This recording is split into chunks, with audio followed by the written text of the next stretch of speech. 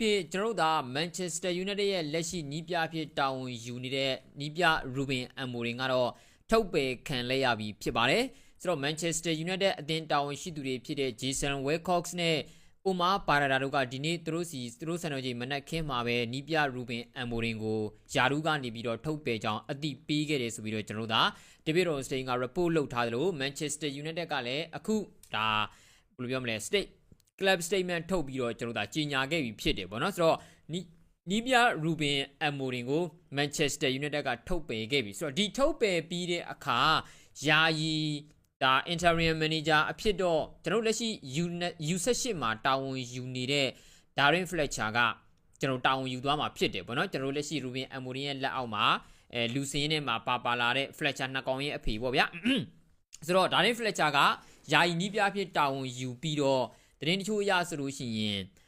နီးပြအပိသက်နီးပြခန့်ဖို့ပေါ့နော်ဆိုလို့ရှိရင်တော့ယာဒီကုံထိစောင့်ရလိမ့်မယ်ပေါ့ပြောချင်တာကကျွန်တော်ဂျားထဲမှာယာဒီကုံတဲ့အထိယာယီနီးပြနဲ့ Darren Fletcher နဲ့ဆက်သွားမယ်ယာဒီကုံတဲ့အခါမှာနောက်ထပ်နီးပြဘယ်သူကိုခန့်မလဲဆိုတာကိုအသင်းဘက်ကကြည့်မယ်ဆုံးဖြတ်မယ်ဆိုတဲ့သဘောပါဆိုတော့ Amorim Manchester United ကို14လနော်ကျွန်တော်တို့14လတစ်နှစ်နဲ့2လပေါ့နော်14လဒါတာဝန်ယူအပြီးမှာထုတ်ပယ်ခံလိုက်ရပြီ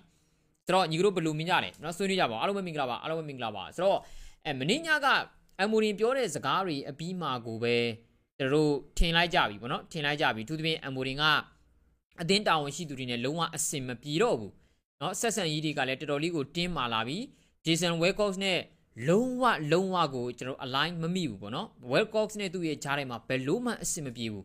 เนาะဒါအပြင်သူ့ကိုခန့်ထားပါတယ်ဆိုတဲ့ Omar Barada ကလည်း Jason Wilcox နဲ့ Ruben Amorim ရှင်းလာပြီဆိုရင် Jason Wilcox ဘက်ကိုပဲလိုက်မယ်ဆိုတာလဲကျွန်တော်သတင်းတွေကထွက်ပြီးသားဒါကြောင့် Ruben Amorim ရဲ့အနာဂတ်က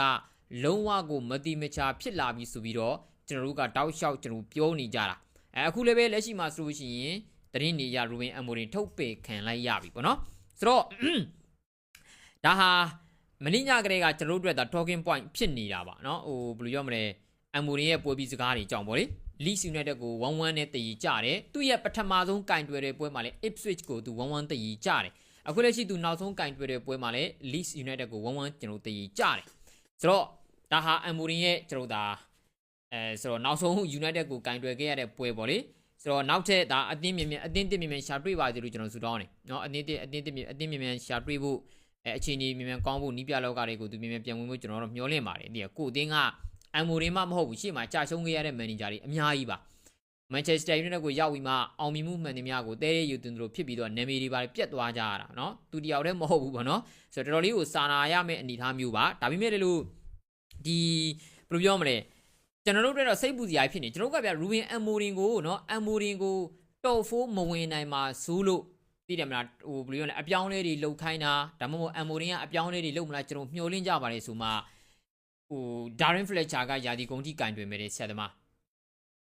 Darren Fletcher လက်ထက်ကျမှမင်းမျှော်လင့်ချက်ကလုံးပြတ်မလို့ဖြစ်နေပြီ